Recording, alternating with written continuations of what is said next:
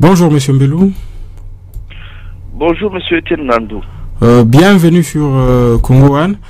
Monsieur Mbelou, cette semaine l'actualité semble encore dominée par ce qui se passe avec nos compatriotes qui sont expulsés du Congo Brazzaville. Et le chef de la MONUSCO, Martin Kobler, s'est dit choqué par les rapports et les témoignages des ressortissants de la RDC expulsés de Brazzaville. Hein. C'est Radio Okapi qui rapporte cette information. Il leur a rendu visite. Il était accompagné par la ministre congolaise du genre humain. Il s'est rendu au site d'Emaloku, dans la périphérie est de Kinshasa, et pendant près de 2 heures, le chef de la MONUSCO a discuté avec les expulsés, les responsables de l'État sur place, ainsi que les différentes organisations humanitaires. Et pendant ce temps-là, Joseph Kabila s'est trouvé à Paris à l'invitation de François Hollande. Je suis tenté de dire, M. Mbelou, quel contraste. Est-ce les Nations Unies qui doivent vraiment s'occuper de ces matières-là? Est-ce que vous ne voyez pas, à partir de la question ou du constat que vous venez de faire, que c'est Martin Kobler qui est réellement le président du Congo? Est-ce que vous ne feriez pas mieux de pouvoir céder à cette tentation-là, d'affirmer tout simplement que pour le moment, le Congo étant un pays sous tutelle de l'ONU, c'est le responsable de l'ONU sur place qui en est le président réel, et que l'autre est un figurant qui essaye d'aller à gauche, à droite pour se donner un peu plus de visibilité, mais que le véritable président du Congo, c'est le responsable de l'ONU. C'est d'un. De deux, que je ne sais pas si vous avez aussi suivi la réaction du Congo-Brazzaville après la demande qui lui a été formulée par Martin Kobler. Tout en déplorant le fait que certains de nos compatriotes sont refoulés du Congo-Brazzaville dans des conditions déplorables, quand le Congo-Brazzaville a réagi à la demande de l'ONU, on a quand même senti qu'il s'agit d'un pays souverain. Là, la différence entre ce que nous considérons comme étant le petit Congo et le grand Congo, qui est le ventre mou de l'Afrique, la différence est énorme. Alors, quand personnellement j'ai suivi la réponse du Congo-Brazzaville, je me suis trouvé en face d'un gouvernement responsable. C'est tout à fait le contraire de ce qui s'est passé à Kinshasa. Mais là, nous confirmons l'une de nos hypothèses les plus reprises, c'est que ces messieurs qui sont à Kinshasa, qui font partie du gouvernement fantoche, ne sont pas là pour être au service des Congolais. J'ai même lu un article sur Congo indépendant. Je pense que c'est M. Ambawechi qui a écrit cet article-là, qui affirme carrément que Martin Kobler se montre beaucoup plus humain que le monsieur dont vous venez de parler. Peut-être que moi je n'irai pas jusque-là, mais il devient de plus en plus évident que le monsieur dont vous parlez n'a pas pour mission de pouvoir s'occuper des Congolais et de leur protection. Non, non. Les preuves sont là. Malheureusement, et l'impression qui se dégage est que plusieurs d'entre nous sont frappés d'une cécité telle que ils ne voient absolument rien. Ils sont peut-être tombés dans ce que j'appelle, dans l'un de mes derniers articles, dans 2 de mes derniers articles, le syndrome du larba. Le larbinisme, c'est ce culte que l'on voue à ses propres bourreaux, aux bourreaux de son peuple. Vous avez aujourd'hui des compatriotes qui vouent un culte inexpliqué, inexplicable à l'endroit de ce monsieur qu'ils appellent Raïs, alors qu'il n'est pas là pour pouvoir être au service de nos populations, et que du contraire, il préside même à l'extermination de cette population. Je ne sais pas si vous avez suivi certaines dernières informations qui parlent de la police qui recourt aux balles réelles régulièrement pour pouvoir tuer nos populations. Ce sont des signes qui ne mentent pas. Mais M. Mbelou, tout de même, il y a près de 130 000 Congolais qui ont déjà été expulsés du Congo-Brazzaville, hein, et sur les sites des Maloko, bon, on en héberge environ 3 000. Et ça fait beaucoup. Et c'est dans ce cadre même que l'ambassadeur de l'Union européenne en RDC, Michel Dumont, il a eu cette réaction. Il a dit tout gouvernement peut faire ce qu'il veut dans le cadre de sa souveraineté concernant les ressortissants d'un pays étranger, mais cela doit se faire dans le respect des normes. Et encore une fois de plus, on voit c'est une réaction de l'Union européenne. Joseph Kabila, oui, encore une fois de plus, hein, c'est les silences, un silence assourdissant, comme sur d'autres questions importantes. Oui, mais vous ne faites que confirmer ce que je venais de vous dire. Un silence assourdissant lié au mépris qu'il a pour le peuple congolais et à la réalisation de ce qu'il a comme mission. Hein, que ce peuple-là soit traîné dans la boue, qu'il soit maltraité, c'est le cadet de ses soucis. Et vous vous rendez compte que c'est ce même peuple que sa police politique est en train de tuer et à balles réelles. Hein, vous ne pouvez pas être étonné face à ce silence assourdissant. Ben, tout de même, il y allait se poser de questions, hein, parce que Martin Kobler a dit notamment que les rapports qu'eux ont entendus parmi les expulsés, c'est choquant hein, d'avoir des rapports sur il y a eu des violences sexuelles, mais aussi des gens hein, qui sont noyés. Presque tout le monde raconte des histoires ici, comment des gens ont été poussés sur des bateaux, beaucoup d'enfants sont noyés, et il a affirmé c'est inacceptable. Ça, c'est Martin Kobler qui l'a dit hein, à l'issue de sa visite. Et ce qui est étonnant, c'est de voir que de la part de notre personnel politique, et même la société civile, elle fait ce qu'elle peut, mais on a l'impression que ce n'est pas vraiment la grande préoccupation à Kinshasa. Les gens sont occupés à vouloir former le nouveau gouvernement de cohésion nationale. Et ces questions, j'ai comme l'impression qu'elles n'intéressent pas ceux qui sont au pouvoir à Kinshasa. Oui, mais je vous renvoie encore une fois à mes 2 derniers articles sur le comportement qu'affiche régulièrement ce que vous dénommez la classe politique congolaise. Et le Congo est tombé trop bas. Le Congo fonctionne aujourd'hui sans une base éthique, sans un recours permanent aux valeurs humanistes partagées. Hein, vous ne serez pas étonné que, avec tout ce qui est en train de se passer, qu'il n'y ait pas beaucoup de compatriotes qui travaillent dans le sens de trouver des solutions idoines, des solutions qui puissent aider nos compatriotes refoulés du Congo-Brazza à pouvoir vivre épanouis dans leur propre pays. Mais encore une fois, je vous répète ce que je vous ai déjà dit, un peuple qui n'est pas respecté dans son propre pays, des populations qui sont traînées dans la boue, des populations sur lesquelles on peut tirer et à bout portant, des populations que l'on peut tuer quand on en a envie. Et je pense que vous avez quand même été au courant du rebondissement de l'histoire du pasteur Mukungubila à partir du dernier rapport qui a été présenté dernièrement par les ONG membres de la Fédération internationale de Ligue des droits de l'homme. Nous sommes là face à des bourreaux du peuple congolais, mais malheureusement, plusieurs d'entre nous font comme si ils ne voyaient absolument rien se passer.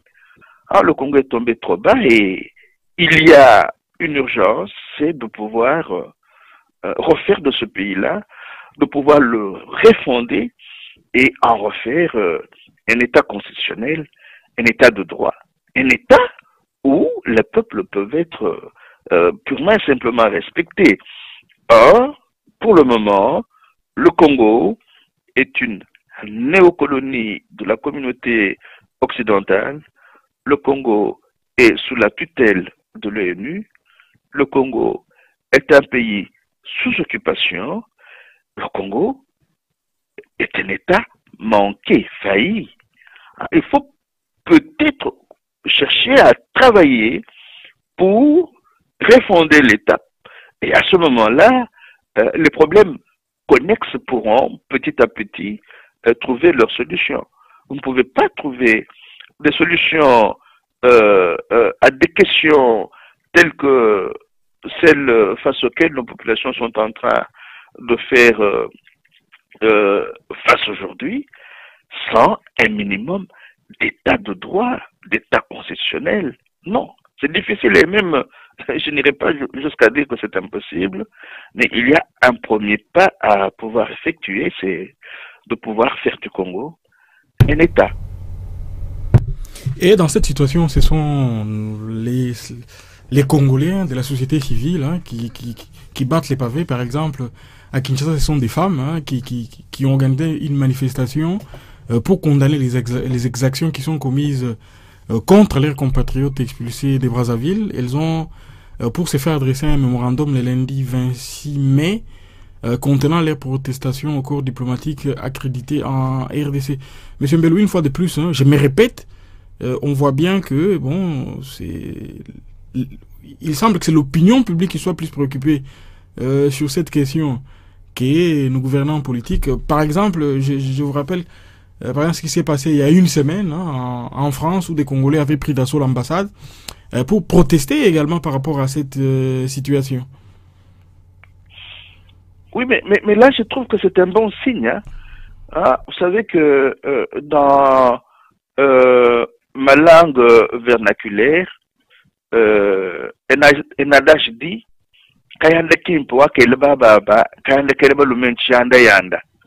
non, le véritable défi, il faut le lancer au moment que les mamans se soient mises debout en se rendant compte que leurs consoeurs sont maltraitées quand elles sont refoulées du Congo-Brazza. C'est un bon signe. Et c'est cette opinion publique mobilisée petit à petit qui pourra demain réussir à changer les rapports de force au cœur même du Congo. Si à ces moments s'ajoutent les groupes de jeunes, et cela dans presque toutes nos provinces, nous pourrons peut-être demain ou après-demain arriver à une certaine insurrection des consciences qui conduirait au renversement des rapports de force. Ce n'est pas pour rien que la police politique de Kinshasa, gérée par les infiltrés du RCD, est en train de tirer à balles réelles sur nos populations. C'est pour créer la peur, intimider la jeunesse qui est pour le moment bouillonnante, toutes ces mamans qui se lèvent et qui estiment qu'il y en a marre, qu'il faudrait qu'à un certain moment, les Congolais puissent être mobilisés comme un seul homme pour pouvoir renverser les rapports de force et mettre le conglomérat d'aventuriers qui gère par marionnettisme interposé le pays aujourd'hui, qu'ils puissent mettre ces aventuriers-là hors d'état d'agir. Il y a quelque chose qui est en train de naître petit à petit. Il y a un mouvement qui est en train de se mettre en place que ces messieurs-là, contrairement à ce qu'ils pensent, ne pourront pas contrôler demain. Hein, nous ne faisons pas des pronostics exagérés sur l'avenir. L'avenir n'appartient à personne, l'avenir appartient à Dieu. Mais petit à petit, quand vous suivez l'actualité du Congo aujourd'hui, quand vous voyez ce qui se passe dans nos quartiers, hein, ce qui se passe entre cette police politique et nos jeunes et même nos mamans, vous pouvez vous dire que quelque chose est en train de se mettre en place petit à petit et la situation risque d'être... Il a été reçu par son homologue François Hollande. Il n'y a pas eu de conférence de presse commune comme cela s'est fait avec d'autres visiteurs des marques à l'Élysée. Monsieur Mbelou, qu'est-ce qui peut pousser Paris à faire des yeux doux à Joseph Kabila en ces moments? Est-ce que Paris a fait des jeux doux? Euh, je ne sais pas. Regardez, euh, n'oubliez pas, j'ai toujours horreur que nous puissions oublier l'histoire des pays occidentaux avec les pays africains. Avant que ce monsieur-là aille à Paris, Kadhafi l'y avait déjà précédé. On avait déroulé le tapis rouge pour Kadhafi. Et quand Paris a décidé, avec ses alliés, de pouvoir trucider Kadhafi, il n'a pas hésité. Hein. Donc, c'est toujours bon de pouvoir revenir sur cette histoire qui nous aide à comprendre que ce n'est pas parce que ce monsieur s'est rendu à Paris que demain tout sera rose pour lui. Ça, c'est d'un de deux. Regardez. Quel est le pourcentage que l'on donne au monsieur qu'il a rencontré à Paris aujourd'hui? François Hollande est donné perdant des élections de 2017 et les Français le créditent, s'il vous plaît, de 30%. Ce sont des signaux qu'il faut analyser en profondeur. Supposons que François Hollande veuille trouver des marchés pour les entreprises françaises. Bon, c'est de son droit. Mais il y a des franges immenses des peuples, des populations françaises qui trouvent que ce monsieur-là n'est pas à la hauteur de sa tâche. Alors, à ce moment-là, moi, je me dis, bon, qu'il a rencontré un monsieur disqualifié par son propre peuple, cela ne signifie absolument rien. Ce n'est pas un enjeu de taille. Et là, on se rend aussi compte de la façon dont les médias congolais traitent l'actualité. Donc, dès qu'ils ont fait un peu de publicité sur la visite effectuée à Paris par ce monsieur-là, après, il n'en parle pas. Donc, il n'y a pas une certaine continuité dans le commentaire de l'actualité que représente aujourd'hui François Hollande pour les Français. Pas grand-chose. Alors, pourquoi pouvons-nous gaspiller notre temps et notre énergie à commenter une actualité portant sur la rencontre de deux messieurs qui n'ont pas la cote dans leur population, au sein de leur population? Là, je trouve que c'est un gaspillage de temps et d'énergie. Voilà. Ceux qui accompagnaient Kabila dans son déplacement, Lambert Mende, Kassamba Jean-Marie et l'avocat, comment il s'appelle, Francis Kalombo, ont déployé énormément d'efforts pour faire autant de publicité que possible sur ces déplacements, bien que confinés dans leur hôtel et à l'ambassade du Congo à Paris. Monsieur Mbelou, qu'est-ce qui peut expliquer, selon vous, ces besoins de vouloir toujours légitimer les pouvoirs des Kabila 2 ans après les hold-up électoraux? Il y a le larbinisme dont je venais de parler. C'est un syndrome, c'est une maladie, un syndrome qui a atteint certains d'entre nous, qui se transforme en turiféraires, des bourreaux de leur peuple et d'eux-mêmes. Mais il a toujours existé des turiféraires du pouvoir. Hein. Ce n'est pas un phénomène nouveau au Congo. Il a toujours existé des turiféraires du pouvoir.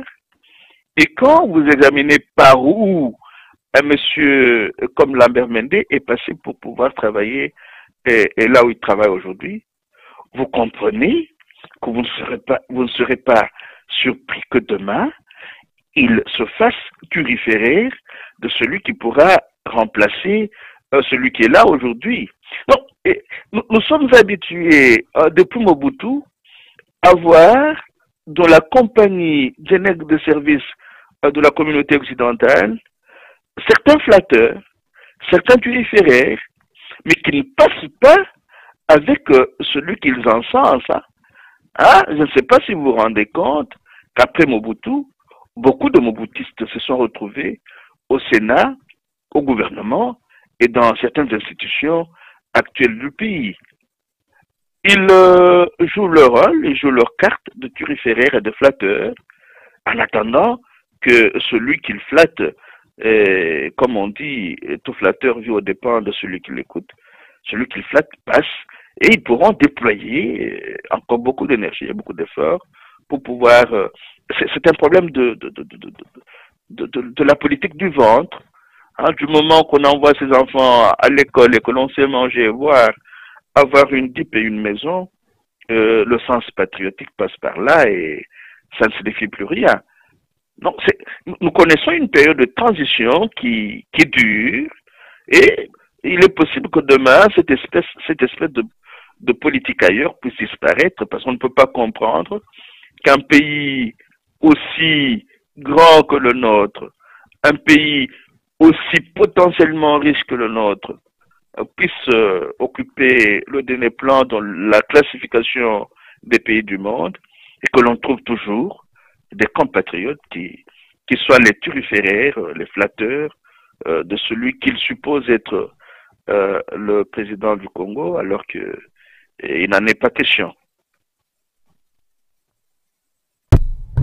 Mais M. Mbello, est-ce que cela ne pose pas un problème fondamental dans la perception hein, que nous avons, nous Congolais avons de la politique voilà, la politique est perçue comme un business où on y va.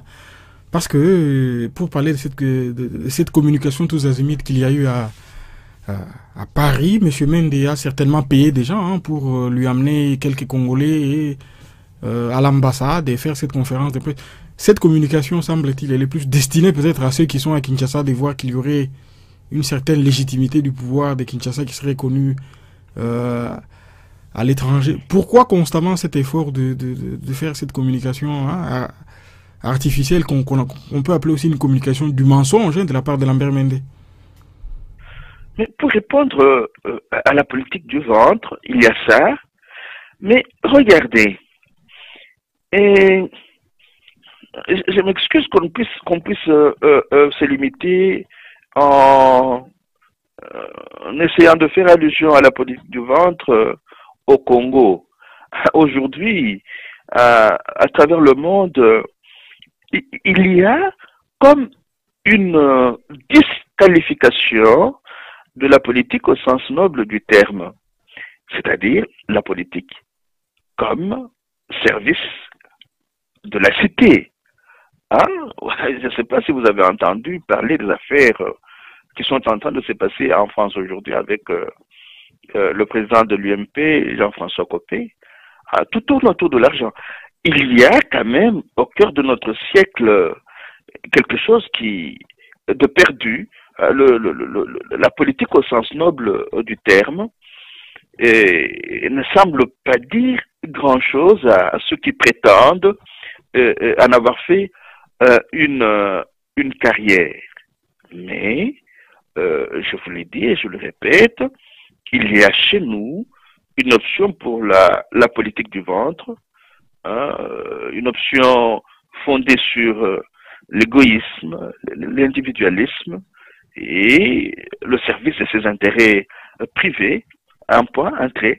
Et vous avez raison de dire que la politique est en train de devenir aujourd'hui chez nous une forme de business. Du moment que l'on sait trouver des sous, c'est cela qui importe.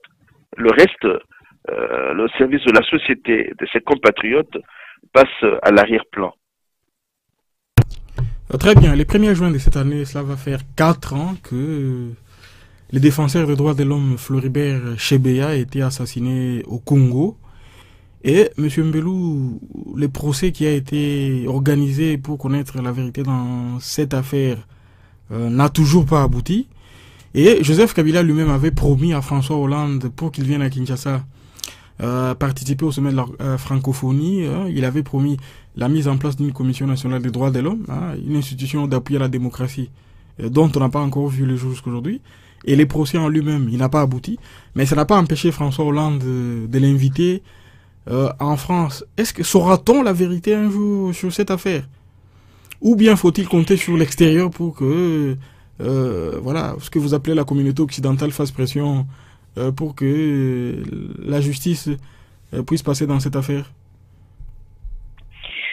Cette affaire est une affaire compliquée difficile et l'État situé dans la guerre de basse intensité, dans la guerre de prédation qui est faite dans notre pays depuis les années 90 jusqu'à ce jour. Mais je suis plus ou moins convaincu que cette affaire n'est pas encore terminée. J'ai même l'impression que dans 2-3 jours, elle peut connaître un rebondissement qui va étonner le monde entier. Et même si son rebondissement ne permettait pas qu'elle puisse être aboutie, mais nous aurons la chance de vivre ce rebondissement d'ici là. Des sources bien informées, j'apprends que l'un des témoins clés de cette affaire-là va parler. Il va parler et avec ses avocats, avec certains compatriotes qui tiennent à rendre un hommage mérité au travail abattu par Floribert Chebeya et Fidel Bazana. Ces compatriotes-là vont aider l'un de ces témoins clés à pouvoir parler. Laissons le temps au temps, voyons ce que cela va produire. Si c'est une organisation, une fédération par exemple internationale des droits de l'homme qui va aider ce témoin clé à pouvoir parler et à dire toute la vérité et rien que la vérité sur ce qu'il sait de cette affaire-là, il n'est pas exclu que certaines têtes puissent tomber. Hein, j'ai dit, nous ne préjugeons de rien, attendons voir. Au début de la semaine prochaine, nous risquons d'être surpris. Alors, vous savez que si cette affaire n'a pas abouti, c'est aussi parce que les témoins clés n'avaient pas beaucoup de marge de manœuvre. Je ne sais pas si vous savez ce que ça a coûté à Thierry Michel qui a essayé de faire un documentaire sur cette affaire. Hein, Thierry Michel a dû subir des pressions de toutes sortes. Dieu merci, il a tenu quand même à présenter ce documentaire dans plusieurs milieux, et surtout ici à Bruxelles. Et Thierry Michel avait réussi à faire venir l'épouse de Floribert Chebeya et l'épouse de Fidel Bazana pour qu'elle prenne la parole à la présentation de ce documentaire. Cette affaire, je vous le garantis, va connaître des rebondissements qui vont nous questionner. Vous savez, nous sommes en train de vivre une tragédie, un drame, mais à un certain moment, certains compatriotes ne prennent pas la mesure de la tragédie et du drame que nous sommes en train de vivre. Donc, malgré tous les témoignages que nous avons sur le fonctionnement de la police politique de Kinshasa et des infiltrations qui causent la mort de nos populations, vous avez encore des compatriotes qui souffrent du syndrome de Larbin, qui continuent à applaudir les assassins de nos populations. Alors, vous verrez qu'il y en aura qui vont prendre la défense des personnes qui pourront être bientôt citées dans un pays que nous découvrirons tous à partir du lundi ou de mardi. Et on va dire, bon, même s'il a tué Chebeya, ça fait quoi? Est-ce que un tel ou tel autre ne tuait pas? Pourquoi est-ce que... Donc, la mort est tellement banalisée qu'au nom de la politique du ventre, les meilleurs fils et les meilleures filles de ce pays-là peuvent être assassinés sans que leurs assassins répondent de leurs crimes. Voilà la tragédie que le Congo est en train de vivre aujourd'hui.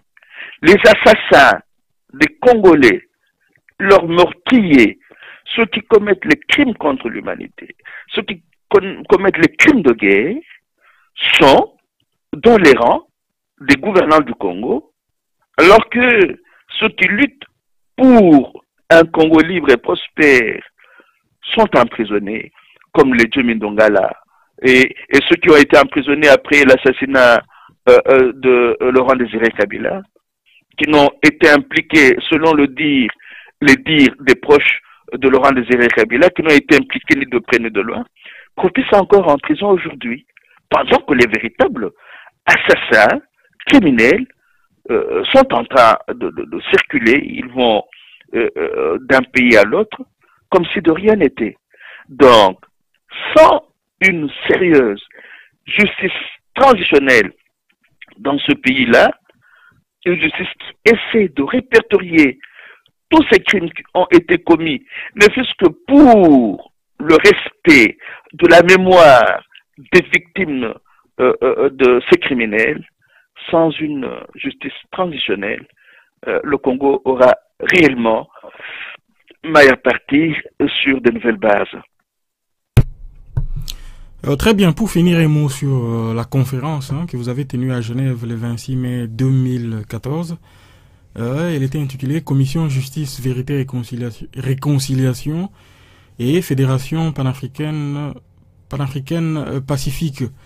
Piste pour une sortie de crise durable dans la sous-région des Grands Lacs. Pouvez-vous nous en dire un mot? Oui, nous sommes allés à Genève pour pouvoir réfléchir avec des amis qui étaient sur place sur les pistes de la sortie de la crise dans laquelle se retrouve la sous-région des Grands Lacs aujourd'hui, et même toute l'Afrique. Ah, j'ouvre une parenthèse, n'oubliez pas que les jours, les mois et les années à venir risquent d'être trop difficiles et trop durs pour l'Afrique. Sa déstabilisation est montée de toutes pièces.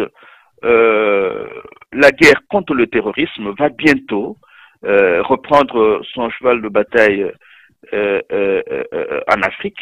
Elle a déjà atteint le Nigeria, le Mali, la Libye, le Soudan, le Congo, et cette guerre contre le terrorisme va se poursuivre pour pouvoir déstabiliser l'Afrique.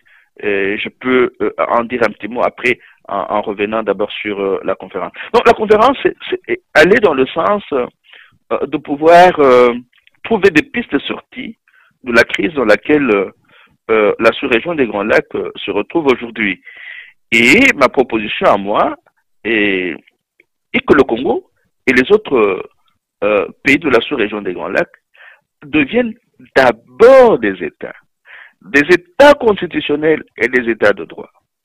À ce moment-là, ces pays peuvent construire une zone de sécurité commune au sein de laquelle chaque pays pourra jouir de sa souveraineté, une zone de sécurité commune au sein de laquelle tous les pays pourront être égaux en droit mais aussi en devoir.